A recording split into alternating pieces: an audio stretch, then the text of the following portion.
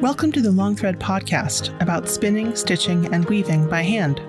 The podcast is presented by Long Thread Media, publishers of Handwoven, Piecework, Spinoff, and Little Looms magazines. Find us online at longthreadmedia.com. This episode is sponsored by Trainway Silks. You'll find the largest variety of silk spinning fibers, silk yarn, and silk threads and ribbons at trainwaysilks.com. Choose from a rainbow of hand-dyed colors. Love natural? Their array of wild silk and silk blends provide choices beyond white. Trainway Silks, where superior quality and customer service are guaranteed.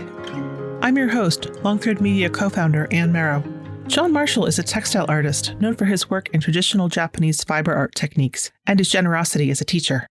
So John, you and I most recently worked together on an article you did for Nature's Colorways about indigo. And a lot of the things that I thought were true about indigo are just blown out of the water in your article. Such as, so I thought everybody knew that you had to dye indigo in a vat with a reduction reaction. Well, keep in mind, first of all, that information isn't something I specifically developed. These are traditional techniques, and the information has been out there. So one of the things that I have found consistent over, starting from the time I was very young, and I've been surprised by it, is how much information travels from the West to Asia, and so little travels back. And that has to do with language, because certainly everyone in Japan from grammar school studies English. Okay, that's a given. As it happens, I studied Japanese from grammar school, but it rarely goes in that direction.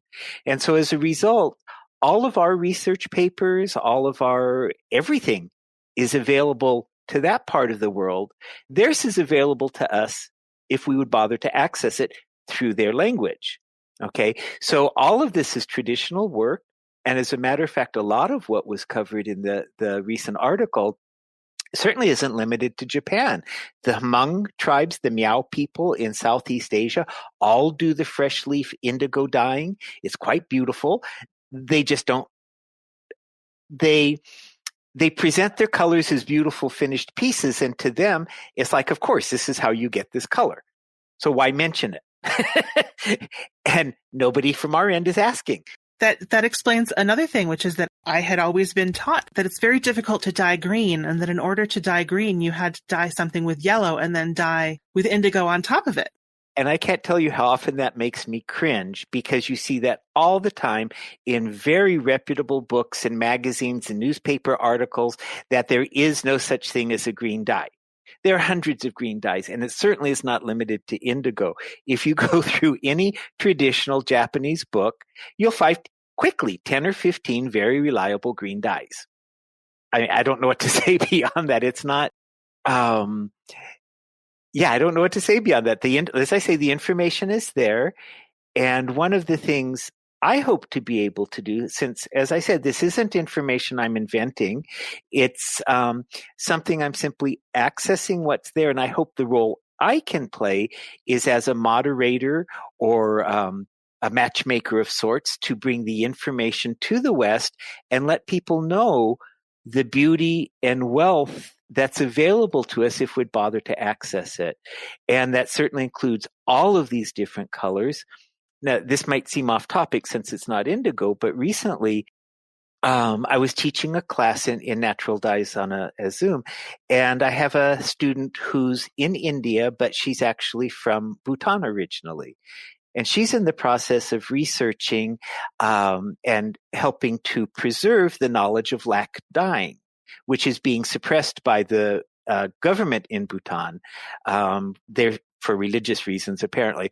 But one of the things I was able to access through Japanese sources from the 1970s is a recording showing them herding lac.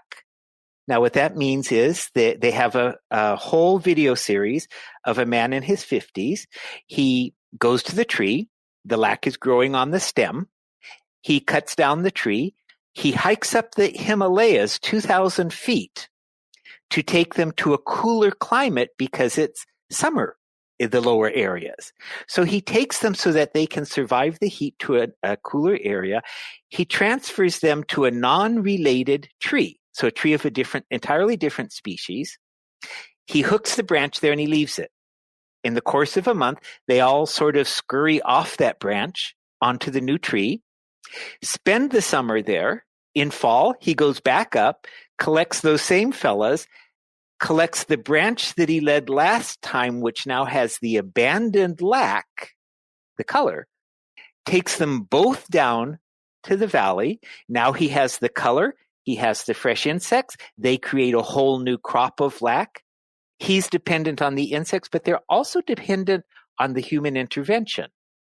Now, many of your listeners will know Michelle Whiplinger, a quite well-known natural dyer.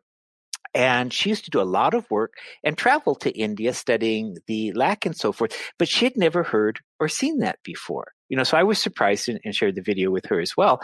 But these are things that are available and documented in Japan that for whatever reason, no one here has ever heard about. But it's hard to know what to say beyond that. It's just there. Well, and I think lac is something that probably many of our listeners won't actually be familiar with at all. So Okay. It's an insect, and what color it gives. Well, I think most people will probably be familiar with cochineal as a red source of dye. Lac is also a red source of dye, and just to give you a little bit of background, the word lac is also the word for lacquer, because the lac insect is a parasite on a branch. And basically, as it excretes this incrustation on the branch, which forms its little house and so forth, that incrustation is what gives us the dye, not the insect itself. We don't kill the insect. It's the leftover. But in order to remove the color, you have to boil that excretion, and you get dye out of it, but you get other things. The other thing you get is lacquer, and hence the word lac. Okay, so you get an oily substance. That oily, waxy substance is also what they used to use for the wax when you wax, seal, stamp an envelope for privacy. When you melt the wax and put it, that was the red sealing wax. That was the wax from the lac. And the word lac comes from Sanskrit, which means tens of thousands. So you have tens of thousands of little bugs crawling all over the branch. That's the root Sanskrit word that gives us the name for the insect, and for shellac, and for lacquer, and all those things. And it's probably way more than you wanted to know, but there you are. No, I love the way that all of these things are connected. Just circling back to indigo, which I know is something that you have, made a particular study of. It seems like even within Japanese culture, there are Japanese dye traditions. There are so many ways of using indigo. Yes, there are. We have a tendency, just as you mentioned at the beginning, that we think of indigo as blue that you dip in the pot, you pull out, it oxidizes, you get blue, you have blue yardage, you have blue jeans, great, done, go on to the next project. But certainly most cultures in the West as well as in Japan use indigo in combination with other dyes as an overdye or an underdye to give purples and such, or greens, as you mentioned earlier. And in addition to that, of course, the indigo threads or yardage is combined with other things. So you can certainly take indigo dyed blue in all its different shades and then combine that with a lac dyed red or an onion skin dyed yellow to give you beautiful checks. Or the indigos can also be painted with for all different types of beautiful imagery on textiles. And so indigo is more commonly used in combination with a myriad of other colors than being limited to its own isolated family. Now, certainly it's beautiful in and of itself. There's no question about that. But it has so many other rich and vibrant options. And one of the things that somebody told me once upon a time, and I believed it to be true up until very recently, was that you always had to dye with indigo last. That you would always dye indigo on top of something else. You would never dye indigo and then put it into another dye bath. The indigo itself doesn't care. Okay?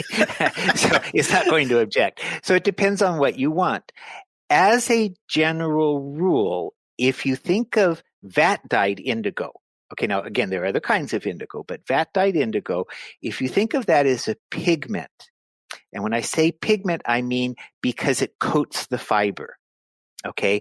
And just like mud dyeing, dyeing actually with mud, with dirt, just like any other pigment, it can crock off, it can rub off because it's sitting on the surface as opposed to staining.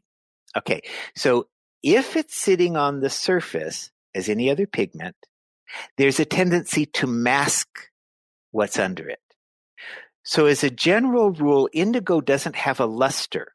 Onion skins have a luster. Lac has a luster. Logwood has a luster because if it's on silk, because it's staining it, not coating it. And so that allows the natural luster of the fiber to show through. In the case of indigo, since it's coating it and masking it, then if you apply indigo last, it will mask what's under it. Okay, so as an example, if I dye indigo first and put onion skin on top of it, it will definitely give me a beautiful green. If I reverse the order, it will be more blue than it would have if I put it first. Okay, now let's leave that dyed indigo for just a moment. Okay, reduced indigo. Sure. And if we go to one of the things like fresh leaf indigo, which is also in a bath, that's pH sensitive. Okay, so in that particular case, because it's pH sensitive and it can also be heat sensitive, if you're going to boil your fiber in a dye, I'll say onion skins again, and if you're going to use, let's say, an acid base, if you're going to put a heavy amount of alum or something, which is slightly acidic, okay, then now you have an acid-tainted fiber in a hot medium that will kill that peacock's blue. Oh, okay. Because it's heat sensitive and pH sensitive. So if you want to keep the peacock blue aspect of your color combination, all right, then you have to do the peacock blue fresh leaf last. Okay.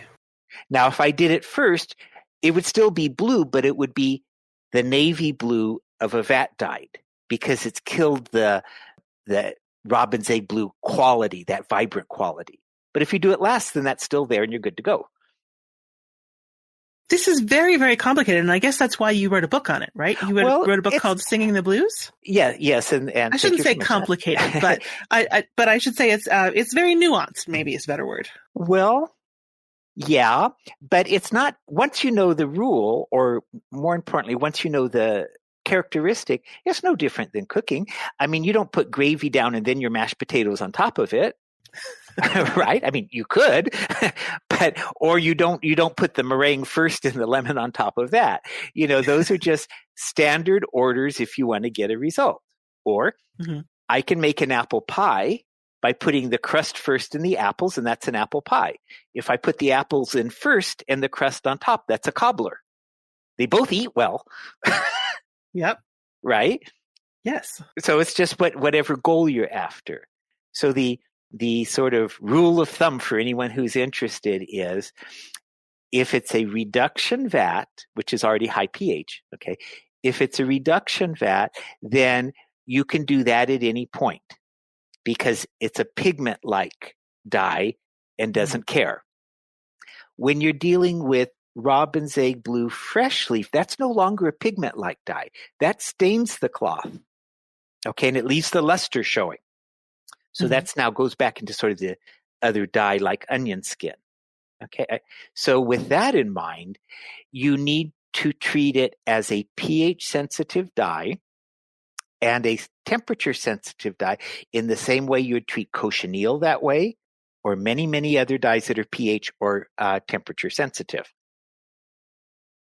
So it's just, you have 3 rules. You just have to look at what it is you're after, which method you're using, and apply the basic one. It's just that it's contrary, as you mentioned, to what we've been told all along. Is it your interest in indigo generally that led you to write that book, Singing the Blues? Now, to be honest with you, and you can edit this out if you want, I'm not particularly interested in indigo. It's probably the least of my interests. It's just that it was an easy subject to write about. I'm working up to other subjects that are far more complicated and more dear to my heart. And I thought I would do this as a practice run. So again, sometimes the public doesn't always want to know the truth, but indigo I think people would love to know that. Well, my real love, my passion is a Japanese technique called Katazome, which is the rice paste resist. And you do carved stencils or you don't, depending. You can direct paint. And indigo is one small aspect of that. So everything covered in Singing the Blues is like one step of 20 in the Katazome process. And then, of course, you have to know all these other dyes and so forth as well to use. Each dye has its own peculiarity. Okay, just like if I'm kind of a one-trick pony when it comes to cooking, but if I were a broader base chef, I would need to know the nuances of all my ingredients to be successful. And so that's what is required in Katazome, as well as more, the stencils and the paste resist and all of that on top of that. So again, the indigo is really just one color out of a whole palette, a whole rainbow of colors that need to be produced for that process. That's what I love to do. And there's a whole range of different resist options. So what is it about Katazome that is particularly interesting to you? Well, it's sometimes your first love is your best love, And so Katazome is the first rice paste resist I was introduced to. So there is that. The other part of it is I can do everything I want to with it. So I kind of don't need to have a roaming eye for other romances with resist. It washes off completely with water. It's only using rice and bran, a little bit of calcium hydroxide, which is pickling lime, right? And water and salt. So when I wash my textiles, all that water goes immediately into the garden. There's absolutely nothing toxic. I have a lush garden because it's getting all of that liquid compost all the time. The same with the dyes. The dyes in this process are completely consumed. So it's not vat dyeing, it's painting for all intents and purposes. You're applying with a brush anyway. And even though I use mordants, and I use a very broad range of mordants, okay? But all of those mordants are completely consumed. There's no leftover. And furthermore, before I apply the mordanted dyes, while I'm applying the mordanted dyes, and after I apply the mordanted dyes, I'm using soy milk. And soy milk is a protein polymer that encases the dye and, of course, the mordant with it. And now this encapsulated protein is permanently glued to my textile. It stays there. So there's nothing to wash out. There's nothing to pollute. And furthermore, there's nothing to fade, because now anything will fade a little bit. I mean, with age, we all fade a little bit, right? So the protein also acts in the soy milk as a UV protection, and I've tested this. It also acts as permapressing for the textiles, and it also acts as Scotch guard once it's cured to prevent soiling of the textiles. So all of those things combined mean I have beautiful, high-quality work, or anyone using the process does, and in a totally non-polluting, safe for me, safe for the environment medium. That is just amazing. I mean, it sounds so economical in a way that it's measured is maybe the right word. And it's almost too easy to be true. Mm-hmm. It doesn't cost anything. You're talking about 3 cents worth of soybeans. You can't market it because there's no profit in that other to the soy farmer, but it's information there for anybody that you can do at any point. I've actually tested now the soy milk, which is getting away from the Katazome for a moment, but going back to the indigo. If you have indigo that is crocking, that's rubbing off on you, Okay. And maybe you've bought a beautiful African shirt or an exquisite scarf from Thailand or something, but it is rubbing off on you a bit. Apply a coat of soy milk. It glues all of that excess color. And that's what's rubbing off, the excess color. It glues it onto the fiber and it leaves it there and it doesn't crock anymore. And it permapresses and it scotch guards and it does all that other stuff at the same time. And so I've done that where, again, I bought an exquisite African piece. It was really beautiful, but it was from a region where they don't have much water. And with that in mind, their techniques are very different than the Japanese, and it had a very distinct smell to it, okay, which the Japanese ones don't. This was a very heavy sort of a urine manure kind of smell to it. Okay, not pleasant if it got wet. So I washed it just to be clean, applied the soy milk, laid it in the sun beforehand, applied the soy milk. Smell was totally gone, no more crocking, and I've been using it for 40, 50 years now. That is another story. That is another thing about indigo, that everybody knows that indigo is smelly. But Well, you just said it's not necessarily. But there again, it depends on what process you're using. And that's the glory of indigo, is that every country in the world that uses it goes about it a little bit differently. Now, Japan, I'm sure, isn't the only country, but Japan has never used urine for anything in their dyes. It just sort of like never occurred to anybody. It's not used in any of the processing for anything. And therefore, indigo included does not have that smell. If you're familiar with Roland Ricketts, who I would say is probably one of certainly the leading people in North America, for the Japanese vat dyeing, what he's going to do is use a Japanese fermentation vat. And so here again, the only ingredients you have in that is the indigo pigment and bran and a little bit of sake, okay, and some calcium hydroxide, the pickling lime. And basically that's it. There's nothing in there to have a stinky smell. It does have a distinct smell, but it's an aromatic, blossomy smell as opposed to a waste smell that some cultures have. Okay, so how you go about producing your indigo greatly affects what you wind up with. And then in addition, if you follow the type of indigo that Roland does, or any Japanese person does for vat dyeing, unlike the West, they don't dip it in 3 times to get a dark color. You'll dip it 20 times, which means you're dealing with a very weak vat. But if you dip it and take your time, there's no crocking. If it's done properly, very good quality Japanese indigo does not crock. But you have to be patient and invest the time. If you're not willing to do that, the shortcut cheater method is to use the soy milk. Okay. So you mentioned that you've been studying Japanese since you were a child. Did you study textiles in Japan and read about them as well, or how did you come to be interested in those things? Well, I grew up in a tiny community of Japanese Americans outside of Sacramento. And so one of the things people did is you go to Japanese school on Saturday. Somebody else might go join Little League or something. We went to Japanese school.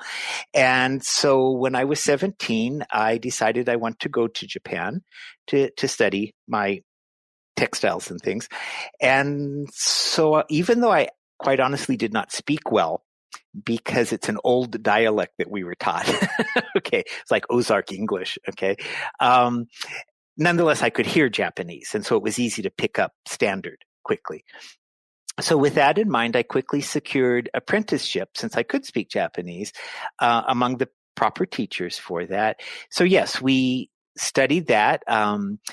It was traditional training. I also went to Catholic school, so I was prepared for that, because when I made a mistake, even though I was a foreigner, you get hit upside the head, literally. Yeah, if I didn't use the correct language, if I got smart mouthed, as a young 17-year-old will do sometimes, you get lopped upside the head, and it cures you of it real quick. But remember, this is 50 years ago. It's not quite like that nowadays. And I was required to read and write and research. And so much of that started then. But of course, over the last 50 years, I've continued to do research. It's interesting. Shea Pendre also studied embroidery in Japan. Mm-hmm. She's quite knowledgeable in Japanese embroidery, and I'm fairly certain that they did not hit her up to that. Well, I don't know at what age she went, and I don't know the training circle. It may have been perhaps through Kurenai Kai or one of those organizations starting here that are accustomed to foreigners, perhaps. Mine wasn't. My teacher had never even met a foreigner before. She had never had a male student. She had never had anyone so young as I. And so she never hit me. It was the upperclassmen who did it when she wasn't looking generally. But that was good because they taught me what was appropriate and what wasn't. And even though I was surprised the first 10 times, nonetheless, it did knock some sense into me. I don't advocate it. There's a lot of interest in Japanese textile traditions, whether it's boro or sashiko. Mm-hmm. And I think I see a lot of people who are enthusiastic about it, but also don't want to get it wrong. Yeah. So as somebody who has sort of worked in both traditions, how do you approach that? Or how should other folks approach it? What's wrong? I mean, one of the questions I get around the indigo, and it's fairly common comment, and it always surprises me, is, gee, I'm getting such beautiful colors, but I'm not sure I'm doing it right. If you're getting beautiful colors, you're doing it right. If you get what you want, mm-hmm. then it might not be the way your teacher or somebody else does it. But if you get what you want, you're doing it right. So perhaps another example of that is an artist I've always admired, Ina Kozel. I believe she lives in New York now, but she, and this is dating me, so this is back again, 30, 40, 50 years ago. She did a style of Japanese batik. Katazome, like Betsy Sterling Benjamin does. The imagery is very different. Okay, rozome, maybe people know it by that name better. Hers was very ephemeral, very Saturn-like misty, moody colors and things. She went to Japan, did not speak any Japanese at all, somehow hooked up with her teacher, was there for several months, came home, created her beautiful work, years later took it back to him to show. Look at what I learned. Thank you for helping me. And she said he kind of scratched his head and he cocked it sideways and he looked at her and he said, what a delightful mistake. So she did not understand anything he said, but she got what she needed out of it. And good for her, because she actually, I think, wound up making things far more beautiful than he. So if she had actually understood every word and done exactly as she was told and never ventured beyond it, she wouldn't be Ina Kozel with her exquisite textiles. So what's wrong? You have to be respectful to your teacher. You're appreciative of the knowledge they share. But let me put it this way. If it's me and one of my students, the best thing they can do is go off and not make something like I did, but create something delightful. I have one student as an example, Cheryl Lawrence, who is quite an accomplished artist. I just absolutely love her work and actually collect her work because they're things I can't do. She's did, as an example, recently, my work looks more traditional Japanese. She did a whole collection of Katazome stencils of all of the incoming women to the House of Congress. And it was a fantastic exhibit. And I could never do that. And it makes me so happy and delighted that there are artists out there taking the techniques far beyond what I could ever do. I teach a Tsujigahana class, which is a combination of shibori and direct painting with natural dyes.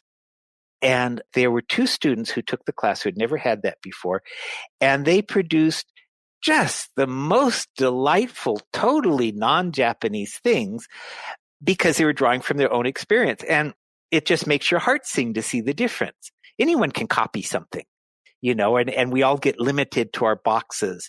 But they were able to take it and just soar with it. I don't know that they've ever done anything more, but that one piece, they had the freedom to follow directions, but not feel a need to mimic or imitate. Okay, and so that goes back to showing respect or appropriate attitude towards a culture, that you can be respectful of it.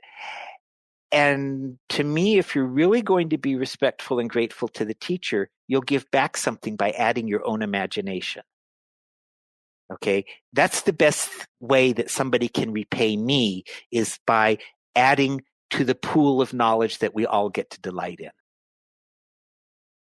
I think that's a question that I know that my fellow editors wrestle with a lot, is how to be respectful of traditions that we were not born into, that we admire and aspire to take part in, but aren't. It's sort of our avocation, but not our birthright, in a way, if that makes sense. But see, there's a lot about cultural appropriation later. And I maybe hear a little bit more about it than some other people because I live on the edge of a reservation. Okay. And certainly there's a lot of concern over that, legitimately, for it. But again, maybe if I used a different analogy again, and here again, I don't know the fellow's name, but I was in Arizona once doing a program of my work. And there's an African-American fellow there, and he plays the Japanese shakuhachi, which is a type of flute. And he was dressed traditionally Japanese. And at first, people were taken aback, by it. And he played the instrument absolutely polished and exquisite. I mean, I'd never heard anything so beautiful before. He totally nailed it, far better than many of the Japanese performers I've heard. Okay, and I do like that flute. But I had people go up to him and say, "How come you're not playing jazz?" Well, there are people playing jazz. He did this better. Why, as an American, would he have to limit himself to anything? As Americans, I think we're really blessed with all the influences through all the immigrants and all the cultures that we have that we can pick and choose from. There is no reason why anyone has to be limited to their genetic line. We are all heirs to our American legacy of multiculturalism, if you do it with respect. If you're doing it just to copy it, I'll go copy a Hopi design, stamp it on my T-shirt, and put it on Etsy to make a buck. Well, that has nothing to do with me or my culture, or even the meaning of the Hopi ghost gods and things. Okay, but if I study the culture, and if I understand it, and if I respect it, and if I can work and maybe expand upon just copying an image, give my interpretation of what a Hopi Indian design is like, okay, then I don't feel that's appropriation in the same way of just copying and ripping off that way. The issue came up here with the tribes when we were doing an art show. And someone asked me, I was sponsoring it, and I was asked if I was going to approach Native Americans for it. And I said, no. I said, I'm not approaching African Americans or Asian Americans or Euro Americans. I'm approaching artists. That's all. I'm approaching artists. Every artist is welcome. And she looked at me, well, why aren't you approaching natives? And I said, what does that mean? If I say I'm specifically looking for Native American artists, to me anyway, that means I'm looking for basket weavers, bead makers. Now, as it happens, there are several families in our valley that are world renowned as far as their basket making. So I'm not turning my nose up at that. But what happens to the Native American fellow who does German Impressionist painting? Does he get blocked because he looks Indian or his family is Indian? Just because he's Yuki, does that mean he can't participate because I was soliciting Indians? No. If I solicit artists, it does not become an issue. It's the quality of the artwork that's the issue, no matter what the person looks like. That, again, I've got on my soapbox there, but one of the things you're touching on is that there are a lot of different ways for a person of good conscience who wants to allow knowledge and expression and respect to come out and be shared. There are a lot of different ways to go about it that still have that foundation of wanting to preserve textile traditions and preserve people's heritage. And Japan, too. Japan has to be the biggest cultural appropriator in the world that's ever been. And good for us. Good for us, because they have taken every textile technique produced anywhere in the world, made it their own, and that's the key, made it their own, and excelled at it and gave us more than they took. And because nothing is pure, everything has gradations. to it. Whether you're talking about racial lines, whether you're talking about cultural lines, art lines. So as you said, there's a blending. Now, there might be two extremes where there is something that is absolutely, if there is such a thing, absolutely whatever we're talking about here and the opposite here. But everywhere in between is a degree of melding, merging, and influence. And again, I think that's where the United States has a distinct advantage because we welcome so many cultures and people from all over the world. We don't want to become a melting pot, which means Velveeta cheese in the end. You want to protect the unique flavor that each brings, but that doesn't mean we can't blend and get along and share the best of what we have. And then everyone benefits from that. That's not cultural appropriation, it's cultural sharing. And then you build upon that to work something even better as a conglomeration of all of those bits and pieces. But again, as with anything, you do it with knowledge and a nod, respect to the originators of it. So when you went and did your very first apprenticeship in Japan, what was the skill that you were learning? Actually, I went to study doll making. And so that was why I went. And in the doll making variety, the type of doll making that I was learning, what attracted me to it is you made everything from scratch, everything. So that meant you go and choose what branch you're going to cut down and cure it. We had to study glass blowing to make the eyeballs, weaving to weave the textiles, dyeing to dye the fabric for it, embroidery to embroider the things, Japanese sewing. So my very first book was Make Your Own Japanese Clothes. I think it's been in print 40 years or something now. Okay. I would do it differently now than I did then, but nonetheless, it's still there.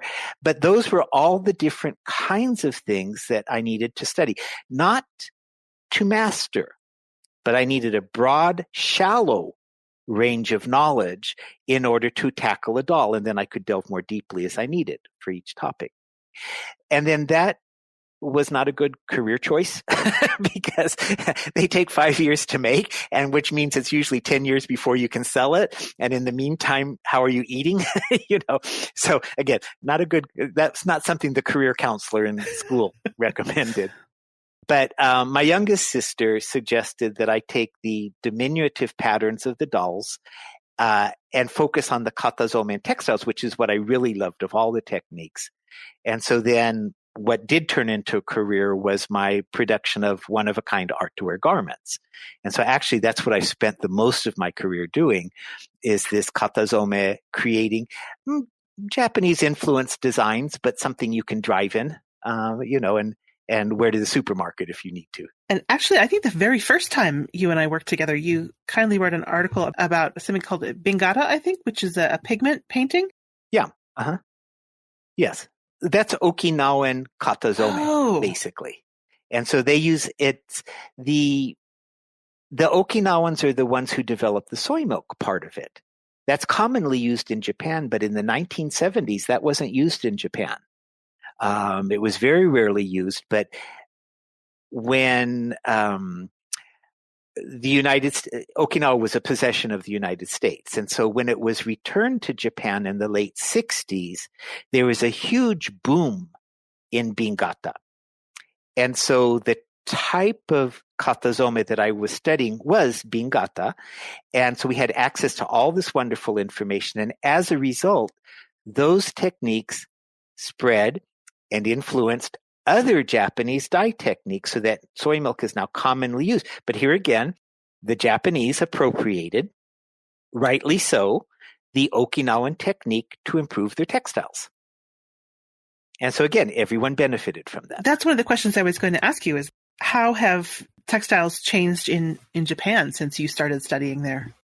Well, since I concentrate on the traditional and trying to preserve that, I'm not nearly as knowledgeable as many other people are on the contemporary things like Junichi Arai, or people that have these very innovative synthetic textiles and things that are incredible sculptures. That's not my strength. I have deliberately limited myself to the more traditional. But what I have seen change dramatically is the falling off of all of the traditional textile techniques. So historically, if you look at there's World War II, of course. And then shortly after that, like any occupied country, there was poverty and just recovering from the horrific war effort that took place and being a defeated nation and a depression that goes, an emotional depression that goes with that. But by the 60s, especially because of transistors, radios, and Japan were the ones that developed the transistor. So that suddenly made the nation wealthy and something to take pride in. So suddenly, in about the early 60s to 60s, going into almost 70s, was this massive upswing financially in the affluence of the country. So suddenly people are proud of being Japanese, and when they go overseas, they want to wear Japanese clothes. So all of those pre-war industries that had limped along up to that point, we're suddenly seeing a boom, and that's when I arrived. So you have this incredible situation where textiles that no one could afford before were brought back. And the Japanese have always invested in textiles in a way that the West never has, or to my knowledge, certainly not in the United States. So it would not be unusual if you have the means to pay $100,000 or $200,000 for a sash. Wow. And those were things I saw in the department store all the time.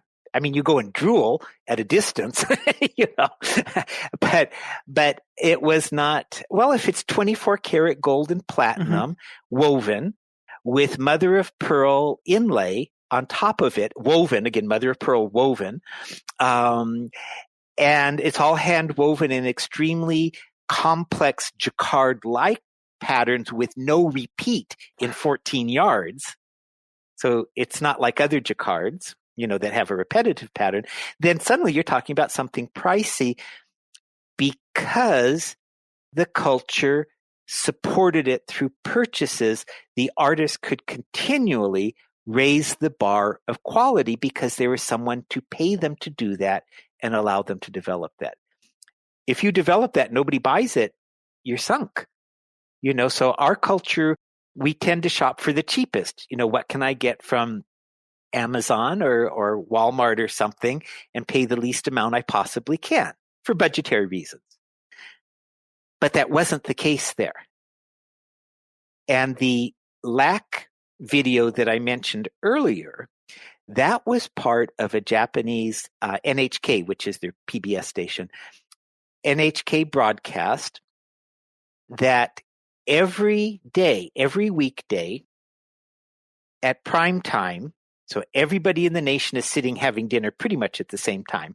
So from 6:15 to 6:30 for 15 minutes every single day for 15 years, they had a program that dealt just with fiber arts. Oh, wow. Can you imagine primetime here having something like that? No. And their NHK is the largest station there, the most watched. So they're the ones who broadcast that thing about the lac. They did a travel along the Silk Road, all the natural colors produced on the Silk Road. This month, we're doing black. Next month, we're doing red all the way through the Middle East. And when they're done with that, then they started in on insects. Now we're doing woven bagworm skins. Now we're doing cochineal. And so who heard of bagworm skins? I have a whole suit jacket made out of bagworms. But I know what they are. Please tell me it looks better than it sounds. It does. It doesn't look creepy crawly. It looks like, have you ever seen fish skin leather? It looks to be a little bit like that. It feels like thick tussa silk. Oh. Because it is silk after all. I mean, bagworms basically, they are like a hermit crab. They go along and they collect little bits of things and they knit them together with their silk and they carry this house with them wherever they go. And it's that house you're using. Okay. Now, in France, there are some French artists that took the aquatic bagworm and they took away everything in their little pool except rubies and diamonds and gold bugle beads. And these little worms took those because it's all, and they started weaving them in beautiful striped patterns and spiral patterns. Who knew they did patterns? Because we're always looking at brown things. Yes. But when they were given all these, and then these were used for earrings. The world is a strange and the reason they and wonderful figured that place. out was because the Japanese did it. But one of the other really cool things that I liked was roaming silkworms. So everyone knows how silkworm will it has a little frame, twigs, and it spins its cocoon and good to go. You take it and make thread. Yeah. Okay. Yeah. But there's a group who will take a wooden frame. Think about a great big silk screen. Okay, a silk screen. So it's a foundation with a frame around it. And they turn the worms loose. So that frame is whatever shape or size you want that piece of cloth to be. And because they have no sticks, there's no place to start their cocoon, so they just keep wandering in a little herd. And as they wander and they crisscross back and forth, they overlap and build up, and it becomes non-woven fiber. Now, they'll always miss a spot. So what you do is you turn out the lights and you shine a flashlight on the spot they missed, and they all go towards the light and mend the bare spot and go about their business. So when you're all done, you remove the worms and you peel off this thing as if it were a sheet of paper. Now you have non-woven silk yardage that you make into an obi or whatever garment you're going to make. Have you ever heard of that before? Never. And when you were describing it, I was thinking, kind of like a silk hanky. A silk hanky is 6 inches square. 6 yards long. Wow. And so, see, now I hope somebody hearing the podcast will take that off and do something themselves with it, get inspired to innovate somehow. But without that exposure to other creative, brilliant minds elsewhere, we can get stagnant in our own things. We get stagnant in our thinking without enough stimulation and input. We all need creative inspiration. And so those are the things I delight in doing the research. One of my recent guests read an article about raising silkworms, wrote a letter to somebody who mailed her some silkworms, and now she raises them and she keeps the eggs in her refrigerator. Because raising silkworms is a thing that people do. But she gets enough, huh? Yes. Yeah. There's a wonderful website called Spitworm. Wormspit. I'm sorry. Thank you for correcting me. Yeah, Wormspit. Yeah, and that's great. He writes wonderful articles about, the joys and tribulations of raising them.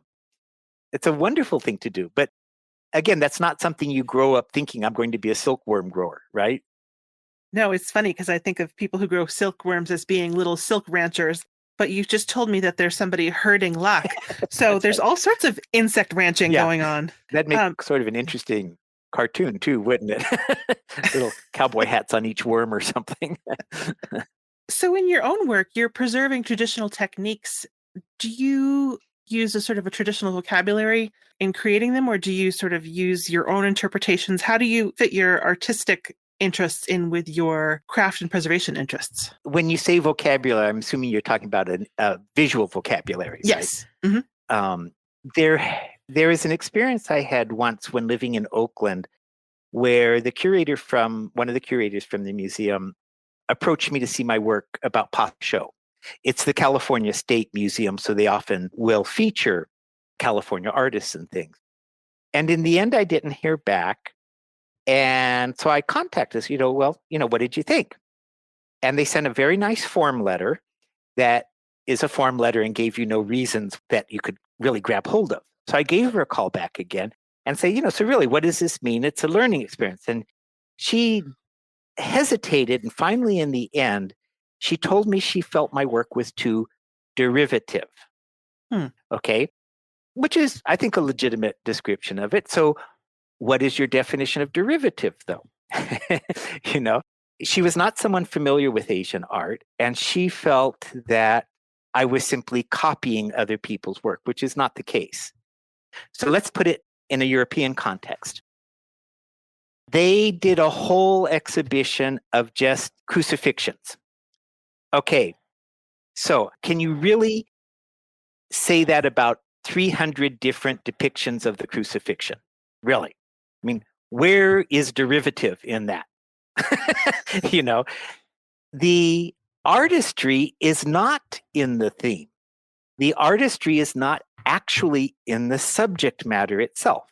That might be the inspiration, but that's not the artistry.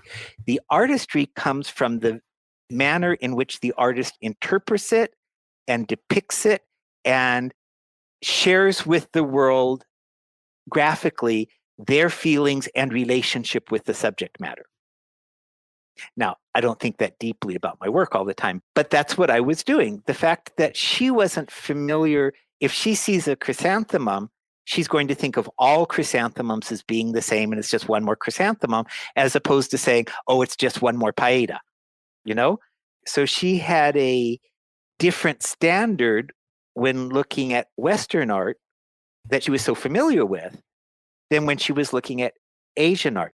And we're all guilty of that. We know the nuances of our family and our children. We know the nuances of our country or our background.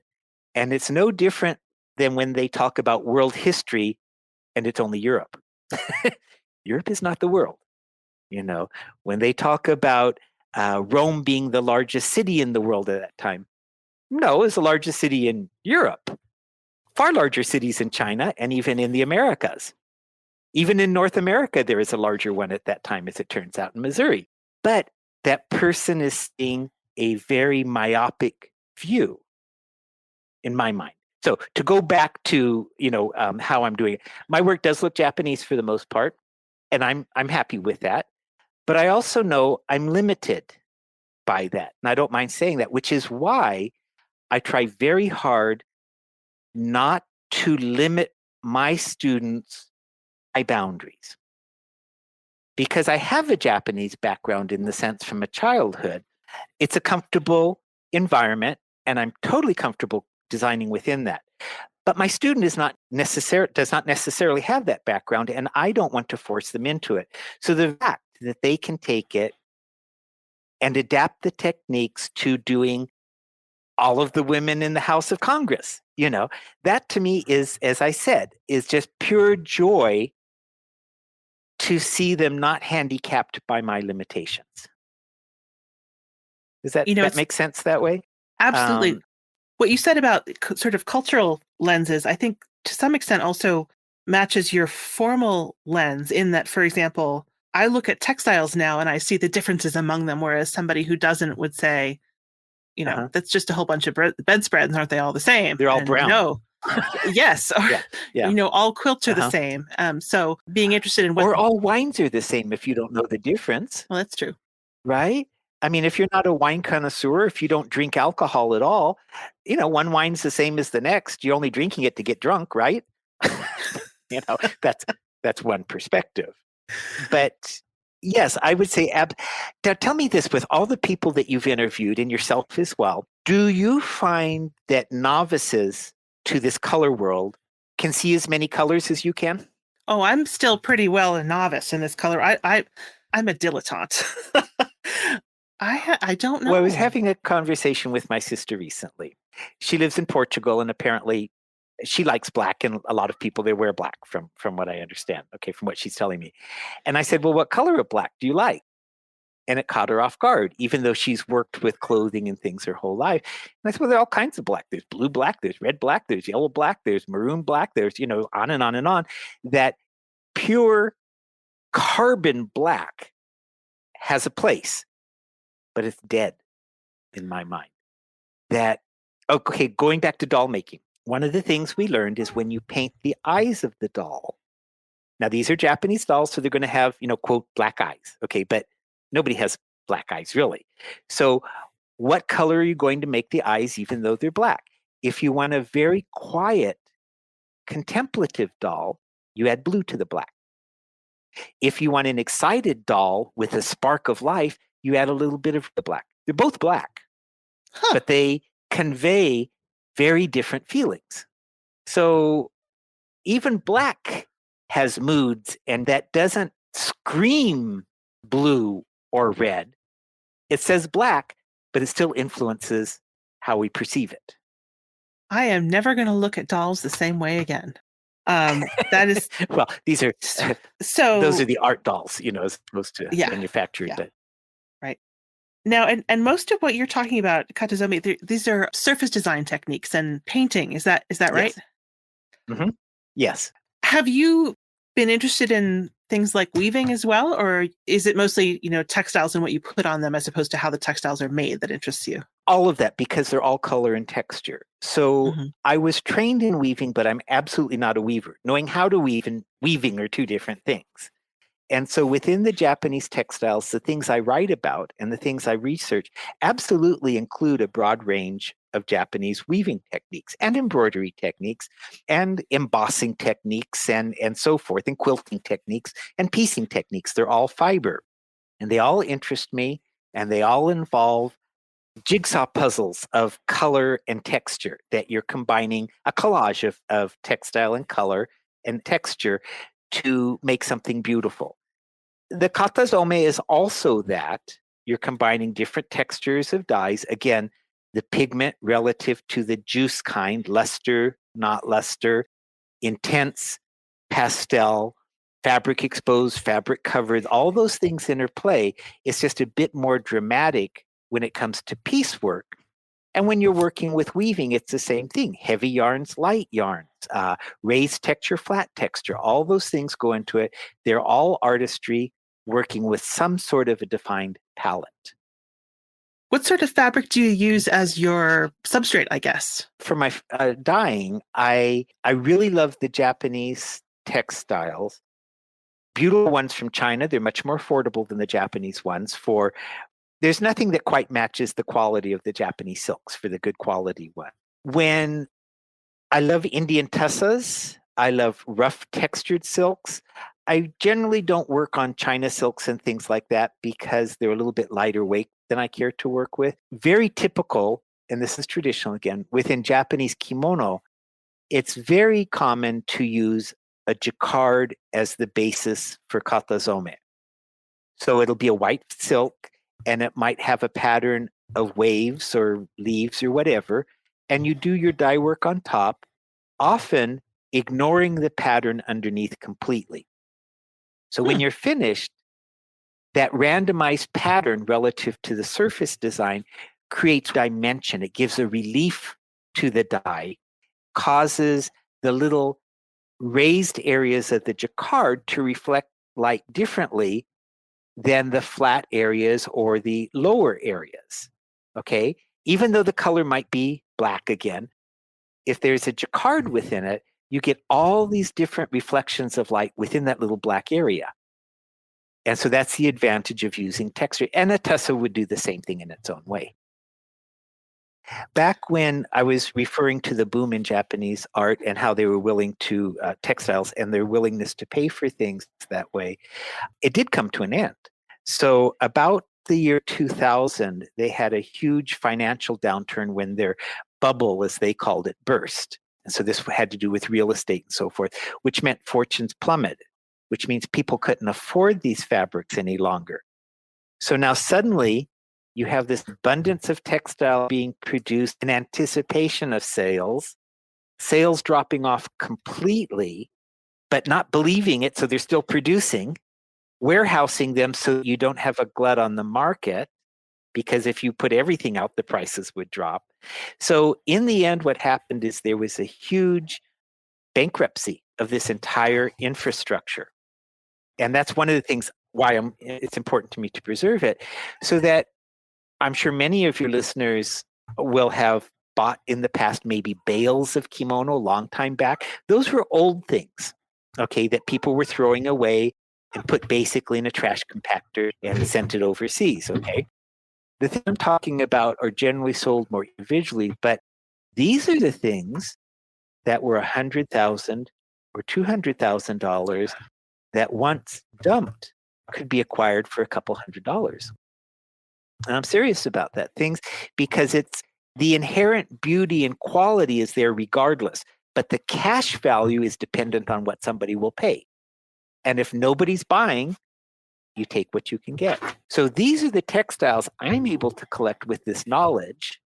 So I am able, the price for an exquisite one is the same as the price for a mediocre one. So knowing the difference, I take a better quality one, of course. And these are things then I go ahead and use as samples in the books that I produce that are the limited edition ones, with samples of the gold leaf textiles, samples of the bagworm textiles, samples of the hand embroidery, again, which I could have never afforded before. But suddenly there's a glut on the market. And so with a little bit of knowledge, you can find some totally exquisite things. The key is knowledge. I have a collection of Emperor Meiji's garments. Okay. Oh, Everybody who came back from World War II had the emperor's robe, right? Everybody, okay. every GI, mine really are. They have all the paperwork, all the provenance with it. So Emperor Meiji was the emperor beginning in about 1880, and I think he went to about 1910 or thereabouts. And so he was the big one when the West and Japan were getting reacquainted. So I have a collection of maybe 14, 20 of his garments. Okay. I'd cut those up. And I say that because I haven't. I should say I haven't. I want them to go eventually to a teaching university because he did wear them. The cuff is frayed. His father wore some of them also. Mm. These aren't the best ones in the world. The really good ones are in the Japanese museums, not in my house. But this is the kind of stuff that was put together with the leftovers. And just like your mother, maybe when your mother passes away, there'll be a fader that you give to her best friend as a keepsake, because your mother always wore that. That's what these were. They were put together in different collections and they were given to special friends of the household. But that's when people had households. Now they live in apartments and condos. Yeah. They don't have room to store this stuff. And so they couldn't sell it in Japan because their names are so, it's easy to see whose hands these were in because of the documentation. So they had to discreetly dispose of it. And the friend who acquired them for me assured them it was going overseas. A little tiny cow town in Northern California, but that's way overseas, okay? So these aren't the best, but if you're studying period costumes, if you want to know how the scene was constructed, if you want to look at the frayed portion and pick off a few threads to look under a microscope, no harm done. It's already worn out. It would be foolish not to cut this up and use it for research, knowing that the good stuff is taken care of elsewhere. Otherwise, the world gets flooded with too much stuff. So you were talking about pigments and Bengata and Katazome. I'm noticing a lot of people developing pigments now, more like inks, and just pulling them out of all sorts of colors. Is that something you're seeing too? You do have to pull them out of colors the same way you'd pull dyes out, right? But I think a big impetus to that, to the pigment. Now, many people have been producing pigments for many years. That's traditional, and the Japanese have their own traditions for that. And I was trained in that as well as part of the dyeing. But what has really spurred it on, I think, is Michel Garcia's videos in his classes. He does really wonderful programs, natural dyes and pigment production, and has made it very accessible for people. And then there are all sorts of spin-offs from that. And again, as I say, there are other people certainly who have been producing all along, but he's been able to bring it to a much broader audience to the benefit of all of us. He's made it much more approachable. So he's approaching it as a chemist. When I'm approaching making my dyes, it's less scientific. It's based more on paying attention to what you're getting. It's the same way I cook. I don't measure when I cook. I throw in some of this and some of that, and you feel it and you taste it, and it's right or it's not. Okay, now, not everything's a success always, but sometimes you get some surprising successes that you wouldn't have gotten following the recipe. And sometimes something's on the counter, so, well, rather than put it away, that'll go in the recipe. That's okay. But the dyeing is the same thing. The issue in the West is that we're generally not willing to take time to learn. Everything has to be a weekend project. So people will come to me and say, I want to take Katazome, but I only have Saturday and Sunday. Well, it's taken me 50 years. So, I can give you 2 days worth of 50 years. But when I'm teaching the indigo class, just as an example, based on that 50 years, what I like to think I'm able to do is to codify it and simplify it. So I can give practical, straightforward ways of dealing with it, hopefully in a non-intimidating manner that allows you to follow the directions with a little bit of common sense. But when I was taught, the reason I got hit quite often is because I would ask questions. We weren't allowed to ask questions in those days. Absolutely not. You shut up, you watch, you do what the teacher says. And as a matter of fact, that's part of the language. So there's Nusumi Narai or Nusumi Nozoki. Nusumi Nozoki means to look sideways and steal information. So you're spying without letting the person know. Nusumi narai means to steal knowledge, to steal learning. And that's how you're taught. So when you're an apprentice, you go in, you wash dishes, you sweep the floor.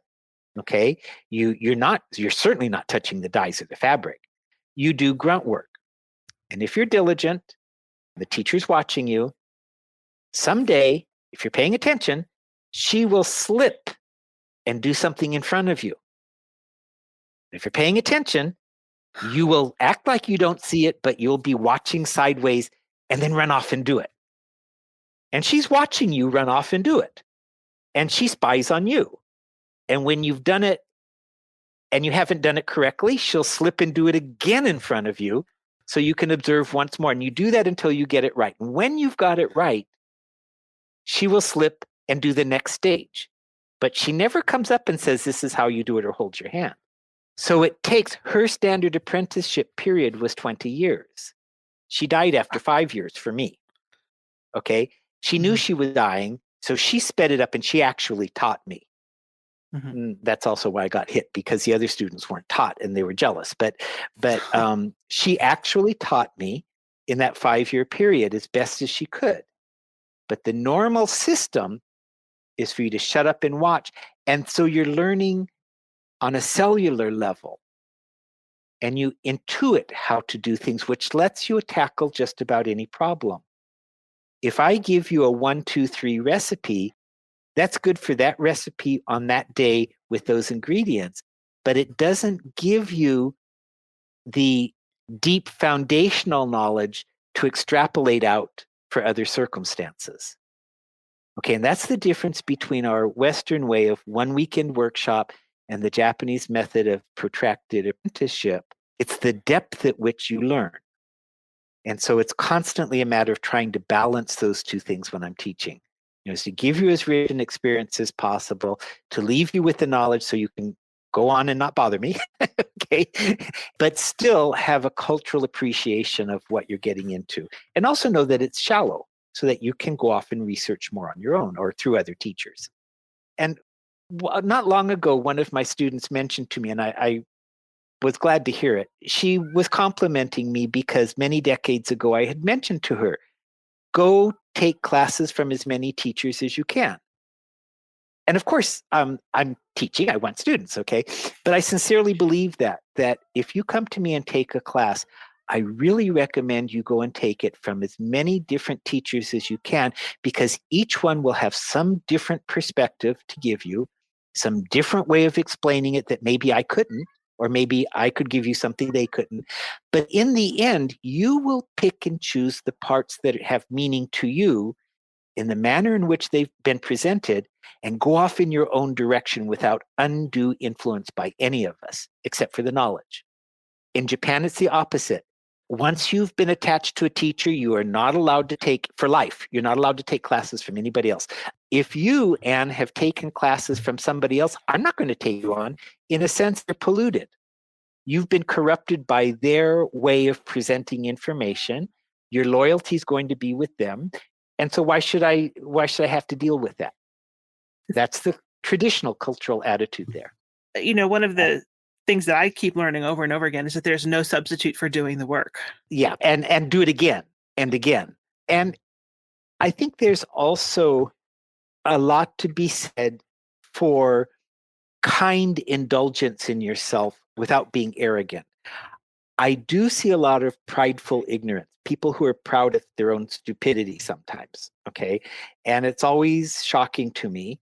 A little humility can go a long way, but at the same time, have confidence in yourself and know what's important to you, not know what's important to me. I can give you the techniques. You have to decide if it's what you want and if it has meaning to you. I can't decide that for you. You're the lead expert in the world of what's good for you, not me. You can take what I have to offer that's important to you and disregard the rest. So, John, what are you working on now? Well, since the pandemic, pretty much all the conferences and certainly my studio teaching and everything was closed down considerably. I'm already sort of a loner anyway. I like being alone. I entertain myself with my research. So right now, really what I'm doing is I'm loving catching up on all these textiles I collected. I spent all of my youth collecting these Japanese books and textiles with the idea that in my old age, I would finally have time to pull them all together and produce this research. Well, I need to get on with it before way old age gets here and I can't do it. So I've been spending all my time preparing online Zoom classes and preparing books. I do Japanese sewing classes online, and I have the sewing book out, of course, from ages ago. So I'm just trying to basically, largely through self-publishing, chug-a-lug out each topic as it catches my eye. And what that means is when something falls off a high shelf and hits me in the head, it's like, oh, what's this? Oh, I forgot I had that. Well, that's going to be the next subject that I write about because it'll be some treasure I forgot I even had. I have the luxury of being ensconced with my textiles and my research. So one of the next projects coming up, I'm preparing a book about tsujigahana. And tsujigahana is a combination of shibori dyeing and the hand painting. You might be more familiar with it through the exhibitions that have come through North America by Ichiku Kubota. They were at a number of locations in North America. Quite exquisite work. John, thanks so much for joining me.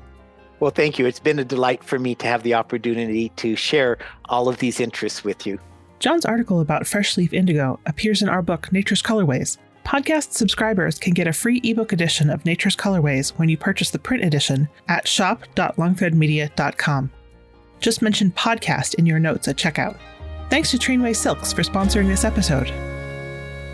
Thank you for listening to the Long Thread Podcast. If you enjoyed this episode, please rate the show and leave us a comment on Apple Podcasts or your favorite podcast platform. Thanks again.